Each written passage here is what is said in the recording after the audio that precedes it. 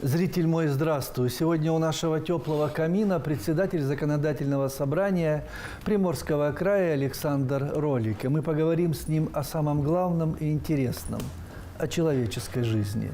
Здравствуйте, Александр Иванович. Здравствуйте. Александр Иванович Ролик родился 28 апреля 1956 года в Ростове-на-Дону. В 1978 году с отличием окончил юридический факультет Дальневосточного государственного университета, в 1991-м – Дальневосточный социально-политический институт. С 1978 по 1981 занимался преподавательской и общественной работой в Дальневосточном государственном университете. С 1981 по 1992 проходил военную службу на оперативных и руководящих должностях в органах государственной безопасности. С 1992 по 2003 служил в органах налоговой полиции, в том числе в должности начальника управления Федеральной службы налоговой полиции по Приморскому краю. С 2003 по 2010 в органах наркоконтроля на должности начальника управления Федеральной службы по контролю за оборотом наркотиков по Приморскому краю. С 2010 по 2012 начальник управления Министерства юстиции по Приморскому краю. С 2012 по 2016 вице-губернатор Приморского края. 18 сентября 2016 года избран депутатом Законодательного собрания 6-го созыва от Приморского регионального отделения Всероссийской политической партии «Единая Россия». 5 октября 2016 года избран председателем Законодательного собрания Приморского края 6-го созыва. В 2020 году входил в состав рабочей группы по подготовке предложений о внесении поправок в Конституцию Российской Федерации. Является координатором федерального экологического проекта «Чистая страна» в Приморском крае, кандидат юридических наук, заслуженный юрист Российской Федерации, женат, 2 детей. Вот если прикрыть глаза и вспомнить детство, самые яркие, самые памятные картинки, какие живут у вас? Ну, это, наверное, общение с своими близкими, с родителями, когда ты был самый любимый, желанный ребенок, когда тебя хвалили, если что-то делал хорошее. Я, кстати, очень любил похвалу, и меня это воодушевляло на дальнейшие на другие хорошие дела. Да. И воспоминания, связанные с моими поездками на Украину. У меня большая часть родственников по линии отца – это с Украины. Из Виткеля? Запорожская область. Запорожская область. Когда мы жили вот уже в Владивостоке, родители меня, начиная где-то с 3-го класса и по 7-й класс, каждый год отправляли отдыхать на летние каникулы к своим родственникам. У меня двоюродный дед был председателем колхоза. Запомнились необъятные поля, пшеница. Сам, кстати, садился за руль комбайна, когда побольше стало, давали мне возможность порулить. Это счастье для пацана. Да. Прекрасно. Я когда приезжал, к моему приезду, мой дед и бабушка, они жили в своем доме, причем служебном, как председателя колхоза. Они всегда закупали стадо гусей и уток.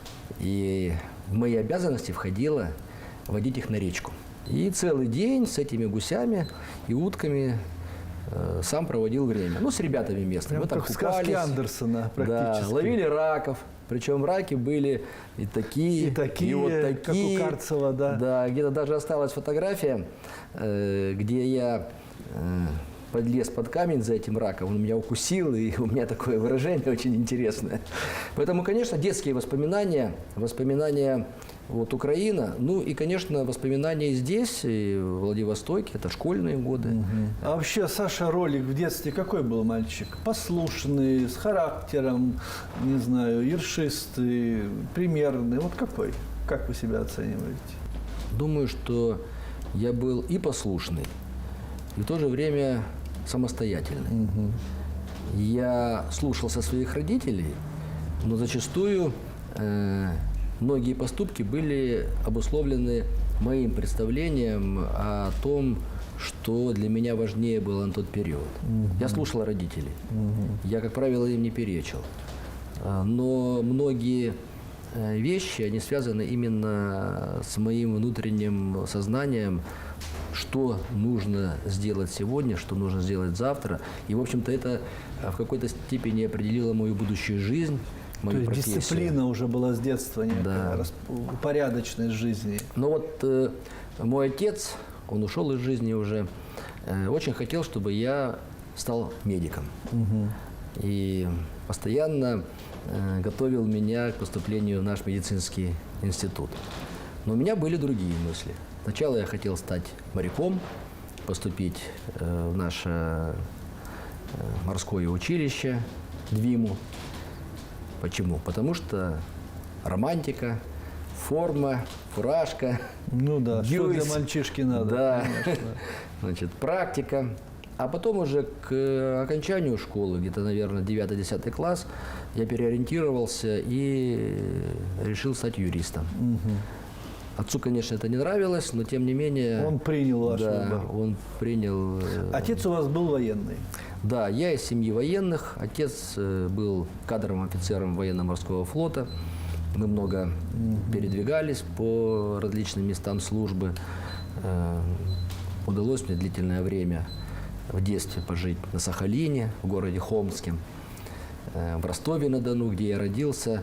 Ну, большая часть жизни Дальний Восток, конечно. Да, в 1964 году мы с родителями приехали во Владивосток, и вот с этого времени я постоянно здесь А мама живу. чем занималась? Мама работала в общественном питании. К сожалению, она рано ушла из жизни. Мне было 15 лет. Вот, поэтому мое становление, в общем-то, шло руками отца, за что я ему очень благодарен. Вопрос трудный задам, но задам. Что вместе с мамой ушло из жизни? Наверное, материнская любовь и ласка. Ведь кроме матери никто так не может любить своего ребенка. Это не заменишь. Этого, наверное, сразу стало не хватать. Наверное, не хватает и сейчас. Отец строгий был? Да, он был очень строгий. А в чем его строгость заключалась? 2 раза не повторял? Знаете, он был зачастую бескомпромиссный. Он считал, что если что-то сказано, это надо обязательно сделать. И сделать так, как считает он. Но не всегда это совпадало. И, конечно, как вы говорите, конфликт отцов и детей возникал. Были, конечно, ситуации, когда мы спорили, когда приходилось доказывать свою правоту. Но, тем не менее, мы любили друг друга. Ваши родители здесь похоронены, в Владивостоке? Да, мои родители похоронены здесь. И меня часто спрашивают, почему я всю жизнь живу в Приморье, ведь я служил много в различных ведомствах. И не скрою, неоднократно были предложения сменить место службы. И возможность была. Да, и возможность была, но тем не менее, вот то, что здесь мои корни, то, что здесь похоронены мои Могилы, родители. якоря ваши. Да, вот этот вот фактор считаю одним из самых главных. Для меня очень важно обязательно на родительский день приехать к своим родителям, убрать могилки, положить цветы, посидеть, подумать, поспоминать. И это Душа лечится, вдохновляет. наверное. Но я обязательно приезжаю на могилу отца на 9 мая после парада Победы. И когда служил, и сейчас, это в нашей семье традиция. Я беру своих детей, мы приезжаем. Отец был фронтовик. Да, он был фронтовик, прошел всю войну, начинал на Ленинградском фронте, закончил здесь, на Дальнем Востоке, в войне с Японией. И, конечно, это свято. Для меня уважение к родителям, да и вообще к лицам старшего поколения, это свято. Я очень люблю общаться с нашими ветеранами.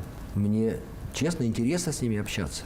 Это люди, которые олицетворяют историю нашей страны. А сегодня, как никогда, важно, я убежден, эту историю знать и передавать ее подрастающему поколению. А вот вообще так за жизнь, что называется.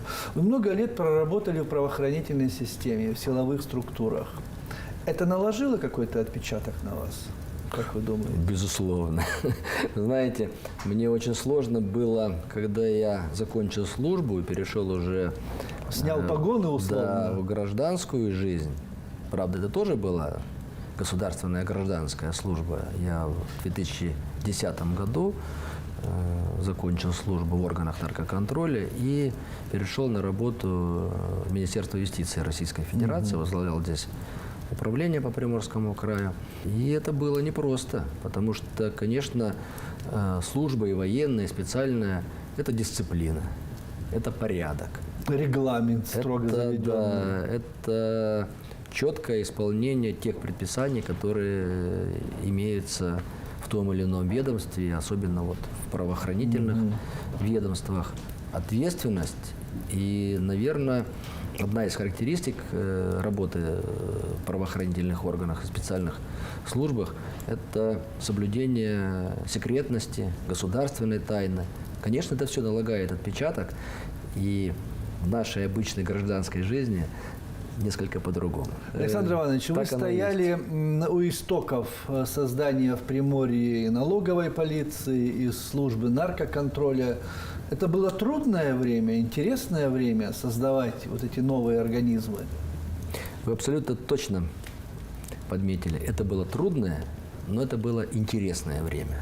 И, наверное, Трудное, понимаю. Почему интересное? Интересное, потому что это было новое.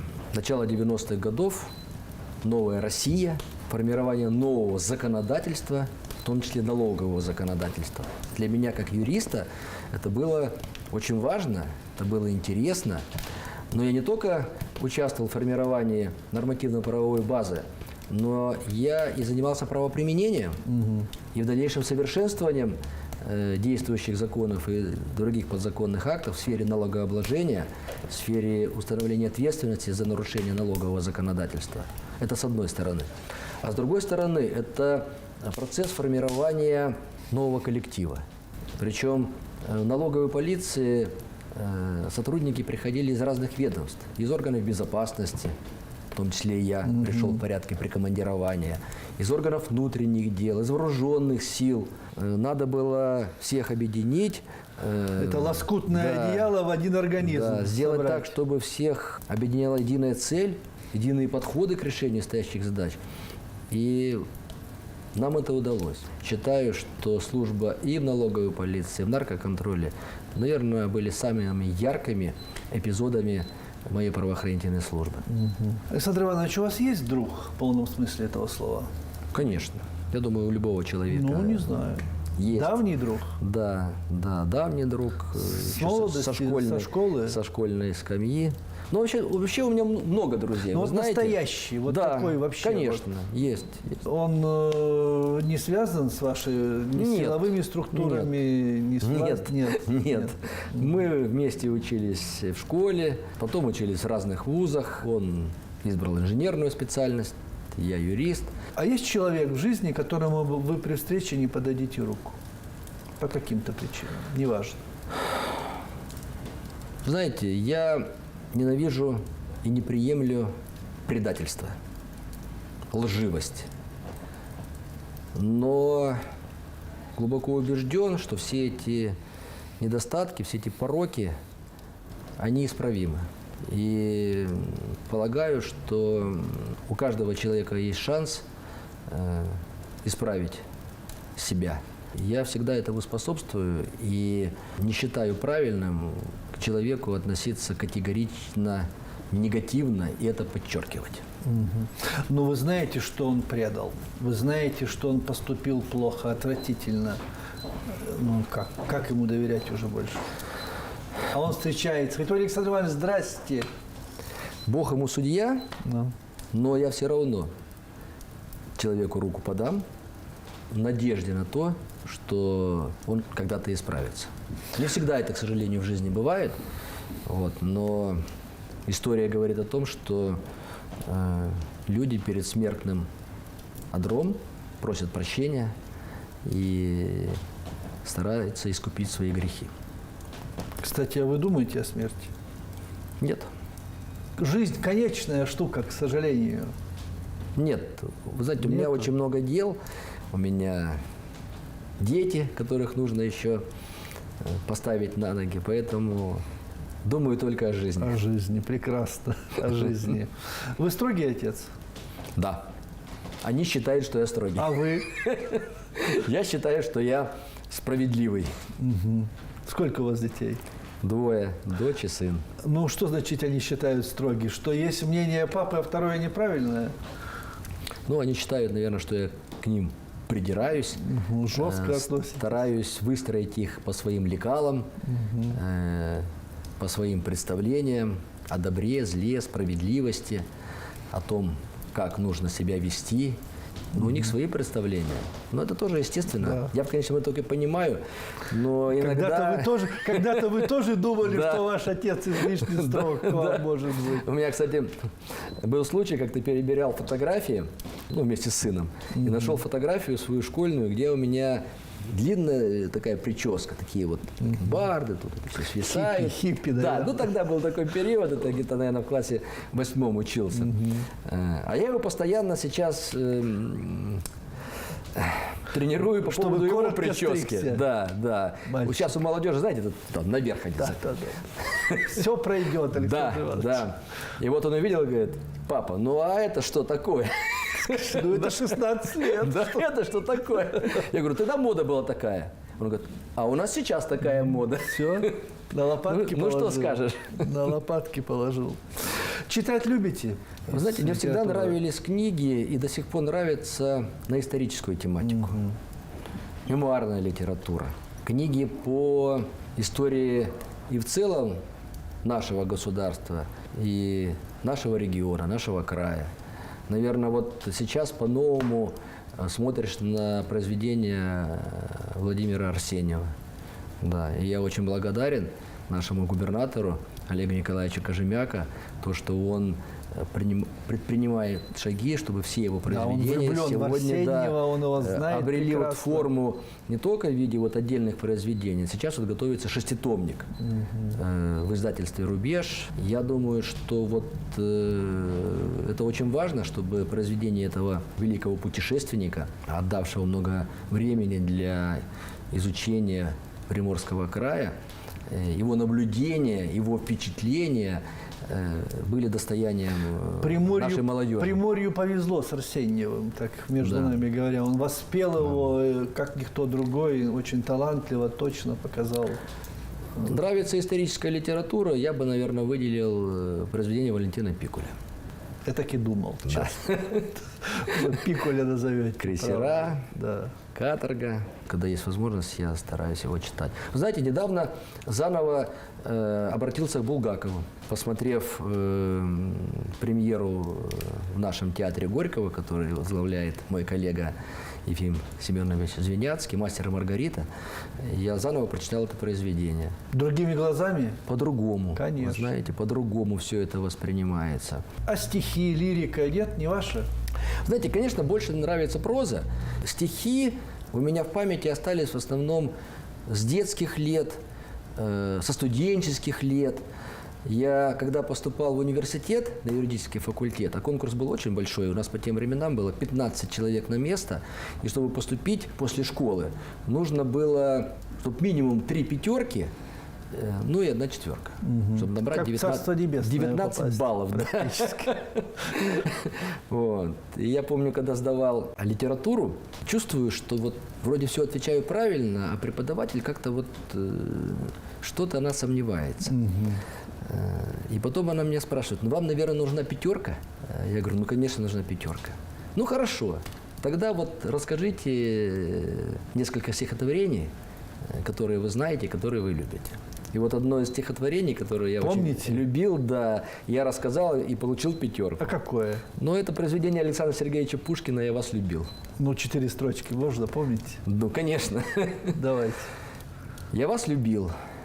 Любовь еще, быть может, в душе моей угасла не совсем. Но пусть она вас больше не тревожит. Я не хочу печалить вас ничем. Я вас любил безмолвно, безнадежно, то робостью, то ревностью томим. Я вас любил так искренне, так нежно, как дай вам Бог любимый быть другим. Но девчонкам читали стихи? Конечно. честно? Чем же их И еще читал, покорять? и под гитару песни пел. Даже так? Да, даже И так. на гитаре играете? Играл. Уже Сейчас нет? уже, да, Почему? играл. И на фортепиано играл. Да. У меня мама старалась меня приобщить вот к этим видам Александр деятельности. Иванович, говорят, что вы заядлый рыбак. Не врут? Ну, я бы не сказал, что заядлый, но я очень люблю рыбалку. Вот к охоте отношусь индифферентно. А когда есть возможность поехать на рыбалку, я все бросаю и еду. А что есть в рыбалке? Какая мальчикова радость, что все бросаешь и Вы знаете, едешь? у меня получается эту рыбу ловить. Вот Клёво. бывает, выходишь в компании, да, я ловлю, а никто не ловит. Я не знаю, на что она притягивается, да. Секрета нет или есть? Честно? Нет, Нету? секрета нет, да. Вот. Но вот, и причем нашу рыбу я люблю. Камбалу, навагу, корюшку. Душа Море. лечится на рыбалке? Да, вы знаете, это и море, это и свежий воздух. Когда ты держишь удочку, чувствуешь, что поплавок стучит, а вот что-то И поднялось. сердце стучит. Да, тут уже совсем по-другому. И, конечно, получаешь заряд радости, вдохновения, удовлетворения. Зачастую ведь рыбу ловишь не только для того, чтобы там уху сварить Да, или конечно. пожарить, да, для того, чтобы отдохнуть. Сам процесс. Да. Ну и общение с друзьями тоже немаловажно. Но рыбалка без истории не бывает. У каждого рыбака, наверное, есть какие-то свои истории, какие-то байки. Вот какой-нибудь был случай, связанный с рыбалкой, ну, который запомнился по каким-то причинам? Ну, случаев, конечно, очень много, но один из последних, 2 года назад у нас было совещание в Магадане, где собрались все председатели законодательных органов Дальнего Востока, а я возглавляю соответствующую парламентскую ассоциацию.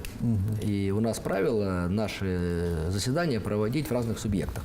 И вот мы приехали в Магадан, отсовещались и повезли нас также на рыбалку. Сначала хотели ловить палтус, но рыбалка не состоялась, а потом вышли на банку и ловили минтай. Причем ловили на голый крючок, там 3 крючка, значит 3 сразу цепляется, 5, значит 5 цепляется. В свое время у нас так 80-е годы в Уссурийском заливе ловили селедку. Потом стадо разбили, она ушло. Так вот, минтай. Я в очередной раз закидываю, достаю минтая, причем солидного. Вот прям под такого. метр. Рыбаки всегда больше показывают. Да. Ага. А у него в пасти практически целиком еще другая рыбка. Кажется, навага была. Жадность его погубила. Да, да. Вот. Так мы вытащили эту навагу, она тоже такая была, ну, минтай такой, наважка такая. И вот это, знаете, было очень интересно, это было очень необычно. Александр Иванович, какая черта характера вам помогает жить? Как вы думаете? Наверное, целеустремленность, ответственность, ответственное отношение ко всему, чем занимаюсь. Вы счастливый человек по своим ощущениям? Да, А из чего ваше счастье соткано? потому что Бог мне дал жизнь, я живу и дышу полной грудью, у меня есть любимая работа, у меня есть любимые близкие люди, родные, друзья, и я получаю удовольствие от этой жизни. И самый последний вопрос, я люблю заканчивать им разговор. Чего вам хочется от этой единственной жизни? Счастье, чтобы оно было постоянно рядом с тобой. А счастье – это, конечно же, любовь. Замечательно. Чтобы ты всегда мог любить, и ты был всегда любимым. Замечательно. Спасибо. Сегодня о самом главном и интересном, о единственной человеческой жизни мы говорили с председателем Законодательного собрания Приморского края Александром Роликом. Всем добра и здоровья, берегите себя и живите, пожалуйста, долго. До свидания.